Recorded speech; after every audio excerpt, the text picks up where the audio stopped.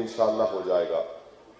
तीसरी बात जो मैं आपको बताना चाहता हूं वो ये है कि यहाँ पर हमारे आयरन मर्चेंट की तरफ से एक स्कूल चलता है मदीनतुल उलूम, और ताजरान चिरम की तरफ से भी एक स्कूल चलता है। आप लोगों इन दोनों स्कूल के जिम्मेदारों ने हमसे मुलाकात की थी और उनका ये इसरार था और वो हक बजानिब है कि उनको जो प्रॉपर्टी टैक्स पे करना पड़ता है, क्योंकि वो ट्रस्ट के तहत गरीब बच्चों को हजारों की तादाद में इन दोनों स्कूलों में तालीम दी जाती है, तो मैं उन दोनों स्कूल के जिम्मेदारों को ये बताते खुशी महसूस कर रहा हूं कि मदीनतुल उलूम और ताजरान चिरम के स्कूल का जो प्रॉपर्टी टैक्स का मसला था, अल्हम्दुलिल्लाह वो भी हल हो चुका है। मैं व्हाट्सएप के जरिए से वो दोनों लेटर जो वजारत म्युनिसिपल एडमिनिस्ट्रेशन की तरफ से आए हैं, वो लेटर भी इंशाअल्लाह ताला मैं हमारे शरीफ साहब को और अखिल साहब को दे दूंगा। और मेरी उनसे गुजारिश है कि वो मदीनतुल उलूम और रुक जाइए मदीनतुल उलूम और ताजरान चिरम के जिम्मेदारों तक वो उसको पहुंचा देंगे। और इससे हटकर भी कई मुकामात पर सीमेंट रोड का काम हुआ, कई मुकामात पर लाइटें लगाई गई। एक सिलसिला डेवलपमेंट का, तरक्याती काम का शुरू हो चुका है। मेरी आपसे अदबन गुजारिश है कि इस तरक्याती काम के सिलसिले को हमको जारी और सारी रखना है।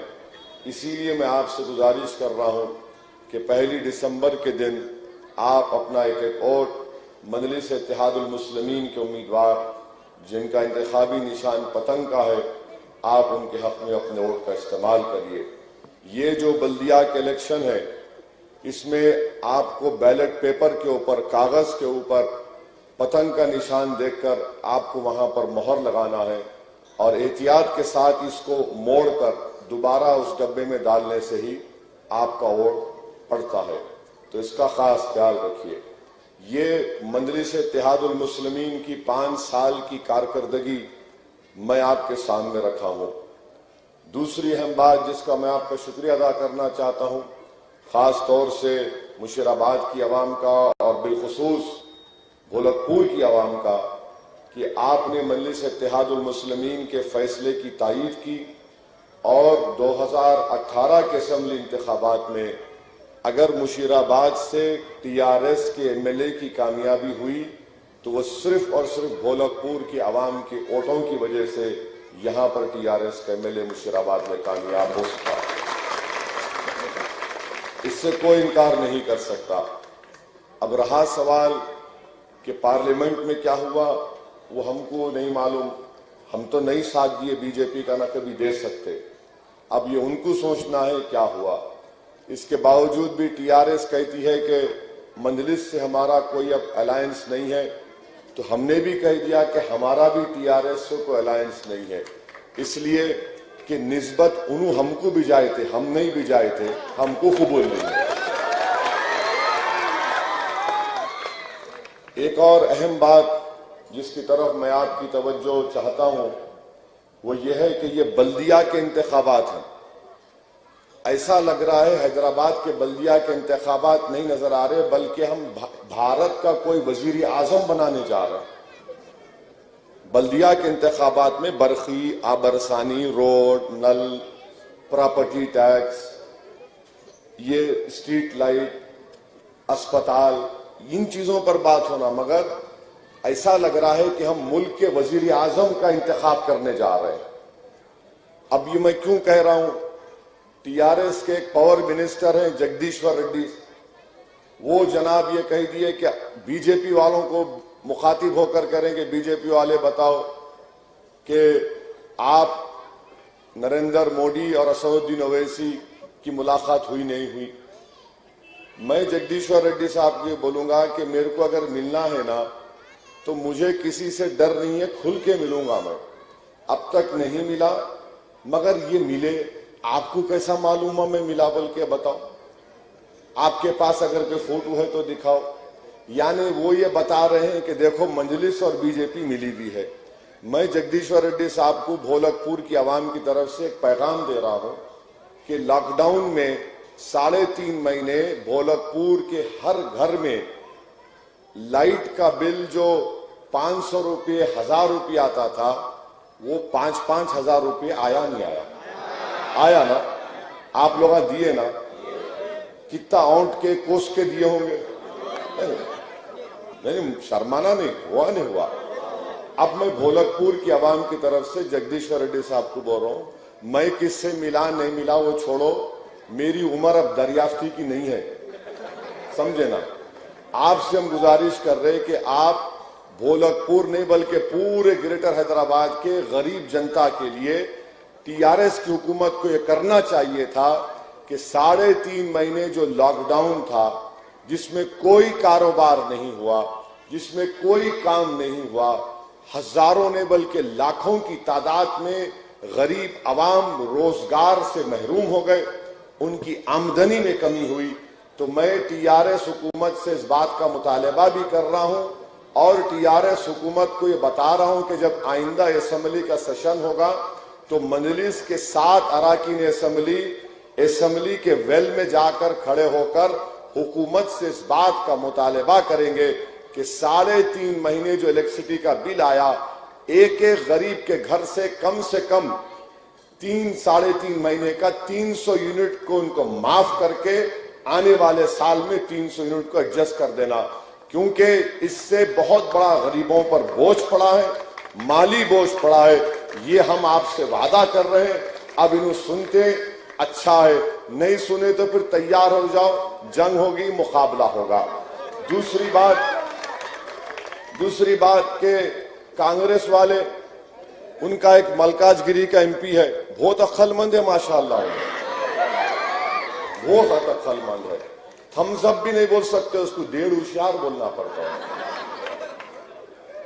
वो कौवा चला हंस की चाल सुने ना आप, वो मामला है। उन्होंने मीडिया को बिठा के एक प्रेस कॉन्फ्रेंस करके बताए कि पिछले साल राजभवन में सदर जमहूरिया हैदराबाद को हर साल आते दिसंबर में, वो बरसों से एक रिवाज है, वो बोलारम के पास वहां पे राष्ट्रपति भवन है, रुकते वहां।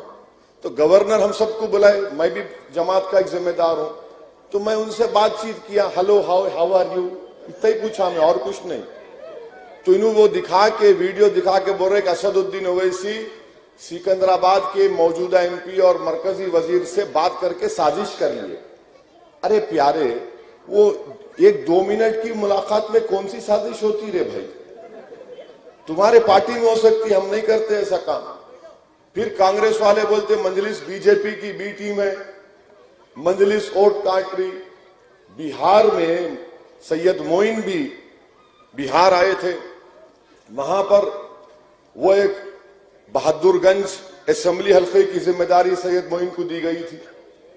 तो सैयद मोइन और तमाम मजलिस के लोग, मजलिस बिहार में 20 सीट असेंबली की लड़ी और अल्हम्दुलिल्लाह अल्लाह के करम से 20 में से 5 सीट पर मजलिस के एमएलए मुंतखब हो गए। तो ये कभी भी इनको ये बात हजम नहीं हो रही कि हैदराबाद की शेरवानी निकलकर बिहार को पहुंचकर वहां जीतते, तो इनको समझ में नहीं आ रहा कैसे हुआ, इनको कुछ समझ में नहीं आ रहा ये कैसा हुआ। इन्हें यहां से, इन्हें तो गली का भी लीडर नहीं, इन्हें मोहल्ले का भी लीडर नहीं। मेरे पे इल्जाम लगाते थे, मैं बोला ना मैं गली का हूं ना मोहल्ले का हूं, मैं तो चबूतरे का भी नहीं हूं। मगर एक बात याद रखो, अल्लाह ने मेरे ताल्लुक से गरीबों के दिल में जो मोहब्बत डाली हो तुम जिंदगी भर नहीं निकाल सकेंगे इंशाअल्लाह। तो अब 20 सीट हम लड़े, 5 जीते, अब बचे हुए 15 में आपको मालूम 15 कौन सीट जीते? 9 सीट पर ये महागठबंधन के लोग जीते, जिसमें कांग्रेस, आरजेडी, कम्युनिस्ट पार्टियां थी, और 6 पर एनडीए जीती। कांग्रेस पार्टी 70 असेंबली की सीट लड़ी बिहार में। अगर यहाँ कांग्रेस के कैंडिडेट कहीं बैठ के छुप के सुन रहे तो सुनो पाशा, बात कान साफ हो जाएगा। 70 सीट कांग्रेस लड़ी, 70 में से कांग्रेस 19 जीती, बचे कितने? 51 में 2 मजलिस छीन ली उनके पास से, बचे 49 में कांग्रेस पार्टी जो 49 सीट बचे उसमें से 36 सीट पर बीजेपी जीती, 36 सीट पर। और इन लोगों को इतनी शर्म नहीं है कि मजलिस पर उंगली उठा के बोलते कि हम बी टीम में वोट काटे। अरे तुम नाहल हो। अगर दुनिया का सबसे बड़ा हकीम के पास भी जाकर आप बोलेंगे हकीम साहब जरा ताकत की दवा बनाओ, खमीरा बना के दो, तो भी कांग्रेस जिंदा नहीं हो सकती है, नहीं हो सकती। क्योंकि लड़ने के लिए जज्बा चाहिए, एक आइडियोलॉजी चाहिए, फिक्र चाहिए, एक इखलास चाहिए, ईमानदारी चाहिए। आपके पास कुछ भी नहीं है, आपके पास कुछ भी नहीं है। तो वहां पर अगर आज बिहार में बीजेपी और नीतीश कुमार की हुकूमत है तो ये कांग्रेस को 70 सीट दिए। हम जाकर बोले थे हमसे बात करो, मुख्तसर हमारे को सीट दो, तो नहीं नहीं नहीं आपको हाथ नहीं लगा सकते, आपको हाथ लगाए तो बीजेपी जीत जाती, तुम्हारे साथ खड़े रहे तो उनका वोटर हमारे को नहीं आता, उनको वोट डालता। मैं बोला बाबू हमारे साथ ठहरे तो तुम्हारा जितना इफलास है वो भी खत्म हो जाता, मगर समझे नहीं, समझे नहीं, समझे नहीं। ठीक है, हम बोले करो, अपना मामला क्या है। देखिए एक बात याद रखिए कि दुनिया में अगर आपको कामयाबी हासिल करना है ना तो कभी भी इस जमीन पर मखलूक के लिए काम मत करो। जो भी काम करेंगे खालिक के लिए करो। मैं किसी मखलूक को खुश करने के लिए काम नहीं कर रहा हूं। मैं किसी इख्तिदार की कुर्सियों पर बैठने वालों के डर से या उनके खौफ से या उनको खुश करने के लिए काम नहीं कर रहा हूं। इसीलिए अल्हम्दुलिल्लाह अल्लाह सुब्हाना व तआला हर इंसान के दिलों का हाल जानने वाला है और अल्लाह नियतों के मुताबिक कामयाबी अता करता है। कोई 5 साल पहले हम लड़े थे बिहार, 6 सीट लड़े, 5 पे जमानत जब्त हो गई, 1 पे जमानत बचाए। 5 साल खूब मेहनत किए, खूब मेहनत किए, अल्लाह सुब्हाना व तआला ने लाज रख ली। अब वहां पर हमारे 5 शेर जीतकर बिहार के असेंबली में चले गए। मैं भोलकपुर से सीमांचल की सरजमीन पर बसने वाले उन गयूर लोगों को सलाम करता हूं। अब तीसरा आ जाइए बीजेपी पे। अब बीजेपी का तो मामला ऐसा है कि बल्दिया का इलेक्शन है, डेवलपमेंट की, तरक्की की, विकास जिसको बोलते हैं उसकी कोई बात नहीं इनके पास। अब आज कोई बीजेपी का एक लीडर बोल दिया कि अगर हम हैदराबाद का बल्दिया इलेक्शन जीत गए तो पुराना शहर पाटापट्टनम में सर्जिकल स्ट्राइक करेंगे। हम ओल्ड सिटी में पाटापट्टनम में जो भी तेलुगु में बोलते हैं सर्जिकल स्ट्राइक करेंगे और वहां से पाकिस्तानियों और रोहिंग्यों को निकालेंगे। मैं बीजेपी वालों को बोल रहा हूं पाशा, ये आप किस पे सर्जिकल स्ट्राइक करेंगे? ये तो भारत के लोग हैं ना। मैं बीजेपी से कह रहा हूं कि जो भी आज स्टेटमेंट दिया, मैं प्राइम मिनिस्टर से बोल रहा हूं, ये बात है कि चीन की फौज लद्दाख में डिप्सांग प्लेन एक इलाका है, वहां पर चीन की पीएलए, वो आर्मी का नाम है, 970 स्क्वायर किलोमीटर पर चीन बैठा हुआ है।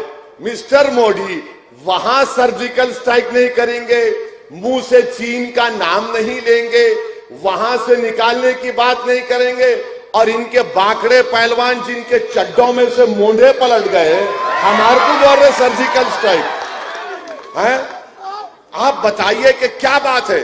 चीन कब्जा करके बैठा डेप्सांग वैली में 970 स्क्वायर किलोमीटर। नहीं, हम यहां पर। अच्छा ये बताइए, आपकी हुकूमत है, अमित शाह होम मिनिस्टर है, इतने कमजोर है वो अमित शाह, इतने वीक है। कितने पाकिस्तानी है बताओ? कल 24 घंटे तक तुम्हारे को टाइम दे रहा हूं, बताओ कितने पाकिस्तानी हैं? निकालो, बताओ, लिस्ट बताओ हमको। याद रखो, हैदराबाद की सरजमीन पर जो कोई बसता है, चाहे वो मुसलमान हो, हिंदू हो, दलित हो, आदिवासी हो, सिख हो, ईसाई हो, वो भारत का बाइज्जत शहरी है।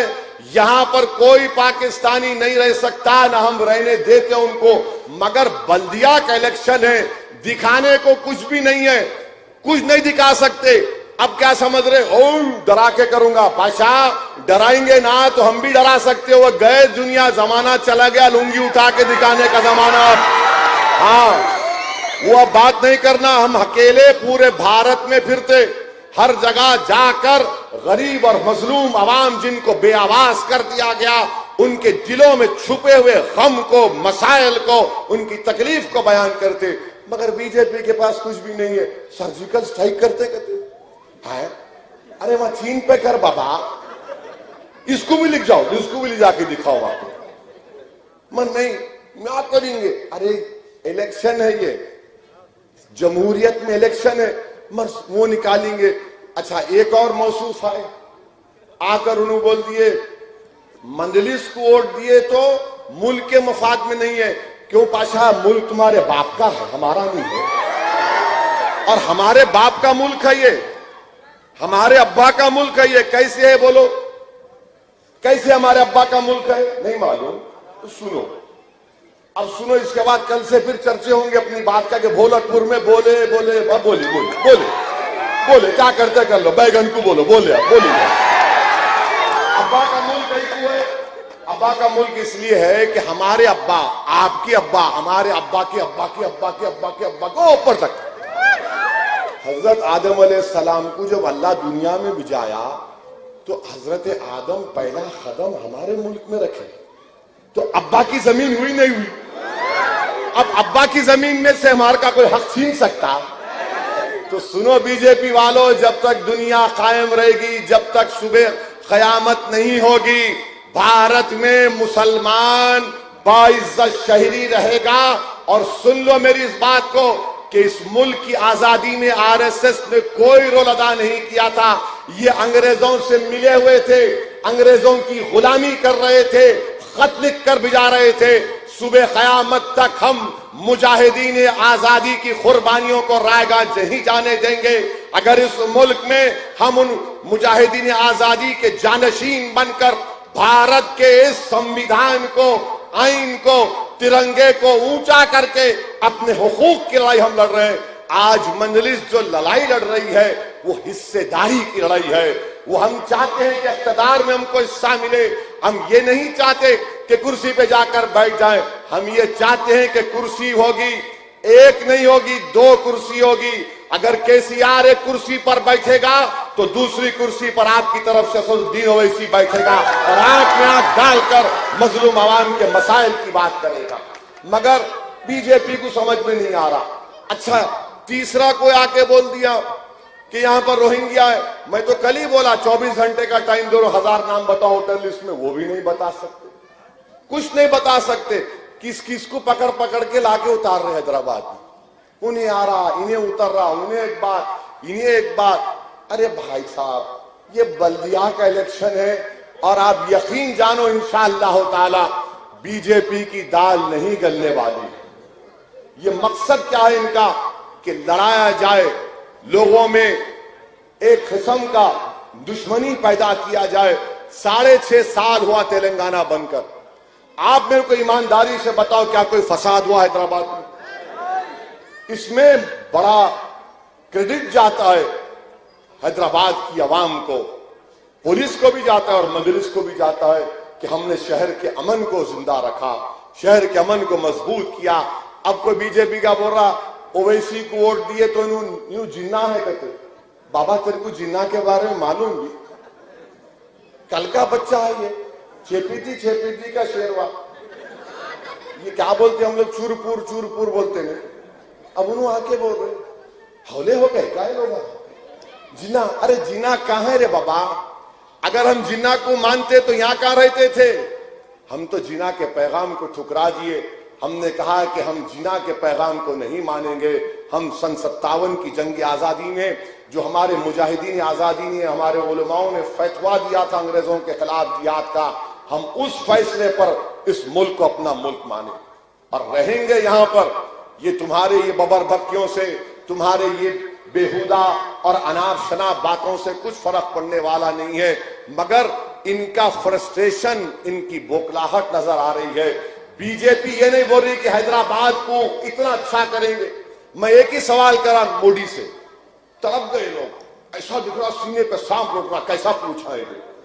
क्या पूछा मैं कि भाई 2019 से अब तक आप हैदराबाद को कितना पैसा दिए बताओ?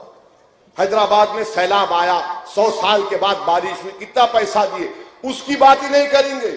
जहां पैसों की बात आ रहे, मोदी बोलते नेशनलिज्म की बात करो, 56 इंच की बात करो। मैं बीजेपी को चैलेंज कर रहा हूं, 29 तारीख को इंतखाबी मुहिम खत्म हो जा रही। मैं चैलेंज कर रहा हूं बीजेपी आरएसएस वालों को कि आप अपने बयानात में क्या 29 तारीख तक टेररिज्म नहीं बोल सकते? क्या आप पाकिस्तान नहीं बोलेंगे? क्या आप रोहिंग्या नहीं बोल सकते? क्या आप अपनी जबान पर ये 4-5 चीजें नहीं लाकर हैदराबाद की बात करो? ट्रैफिक का मसला है, रोड वाइडनिंग का मसला है, बच्चों के स्कूल का मसला है, लॉकडाउन जो मोदी ने लगाया, आपको मालूम, मैं शुरू से कह रहा था लॉकडाउन गलत है, इसका कानून में कोई जवाब नहीं है। लॉकडाउन की वजह से, नरेंद्र मोदी के गैर कानूनी लॉकडाउन की वजह से कितने लोगों की नौकरी चले गई? मालूम आपको, इनफॉर्मल सेक्टर में 10 करोड़ लोगों की नौकरी चले गई। 10 करोड़ नौकरी की, लाखों लोगों की तनख्वाहें कम हो गई। इस पर बात नहीं करेंगे बीजेपी बात करेंगे ओवैसी। यानी जो कोई भी गुफ्तगू शुरू होती है टीआरएस की, कांग्रेस की, बीजेपी की, मजलिस से शुरू होके दूल्हे भाई पे खत्म होती है। मैं मानता हूं इन सबका भाईजान मैं ही हूं, मगर वो मतलब नहीं भाईजान करे तो अलग निकाल दें। वो ने भाईजान, अब वो क्या क्या सोचते सोचने, मगर इनको सिर्फ एक ही बात, मैं आपसे कह रहा हूं कि 1 दिसंबर को आप मजलिस को वोट दीजिए, और इसलिए वोट दीजिए कि मुल्क को मजबूत करना है। मुल्क में जो दुश्मन है, जो मुल्क को कमजोर करना चाहते हैं, उनके खिलाफ आप मजलिस को वोट दीजिए। भोलकपुर की तरक्की के लिए मजलिस को वोट दीजिए। हैदराबाद के अमन को बरकरार रखने के लिए वोट दीजिए। हैदराबाद की इस गंगा जमुनी कंपोजिट कल्चर को मजबूत करने के लिए मजलिस को वोट दीजिए। और आप इस बात को जान लीजिए कि यह हैदराबाद है, यहां की उर्दू भी मुनफरिद है, यहां की उर्दू भी मुनफरिद है। आप जाकर कहीं पर, बिहार में कई मर्तबा हमारे लोग गए थे, वहां जाकर बोले नको नको नको नको, वो बेचारे बिहार के लोग बोले क्या बोले साहब, बोला इनू बोले नहीं नहीं नहीं, अच्छा वो सवाल। अब आप जाके हैदराबाद की उर्दू में आप बोलते पानी नहा के आया है ना भाई। तो ये हमारी उर्दू भी मुख्तलिफ, तेलुगु भी मुख्तलिफ है, तेलंगाना की, हैदराबाद की तेलुगु भी मुख्तलिफ है। यही शहर की खूबसूरती है। और जो कोई भी यहां पे आता यहीं का हो जाता, और जो यहां पे आता वो हमारा मेहमान नहीं बल्कि हैदराबाद का हैदराबादी हो जाता। मगर अगर कोई ये समझ के आ रहा कि मैं काबिज हो जाऊंगा, कब्जा करूंगा, खुदा की कसम कोई कब्जा नहीं करेगा, ना हम करने देंगे, ना किसी को यहां पर काबिज होने का मौका देंगे। ये हमारा शहर है, ये आपका शहर है। और हैदराबाद का मुकाबला किससे मालूम आपको? उन लोगों से जो हैदराबाद को भाग्यनगर बनाना चाहते।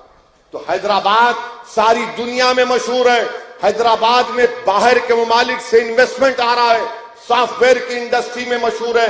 ये लोग उसको उल्टा करना चाह रहे हैं। इसीलिए मेरी आपसे गुजारिश है कि 1 दिसंबर के दिन पूरे इत्मीनान और एतमाद के साथ अपना एक वोट मजलिस के हक में इस्तेमाल करिए। पतंग का पोलिंग बूथ में जाइए, बैलेट पेपर मिलेगा, बैलेट पेपर के ऊपर आपको पतंग का निशान दिखेगा। आप पूरे इत्मीनान और एतमाद के साथ आप मुहर को उठाकर उस पतंग के निशान के बीच में लगाइए और मारिए, ठप बोल के मारिए। उसके बाद पूरे भोलकपुर में सुबह से लेकर शाम में 5 बजे तक खाली हर घर से आवाज आना। क्या आवाज आना? क्या आवाज आना? क्या आवाज आना? जरा जोर से बोलो, नारे तकबीर, नारे तकबीर। शुक्रिया बहुत बहुत। अस्सलाम वालेकुम। और भी जलसे होंगे हारों में, एक ही नहीं है अभी तो खाली शुरू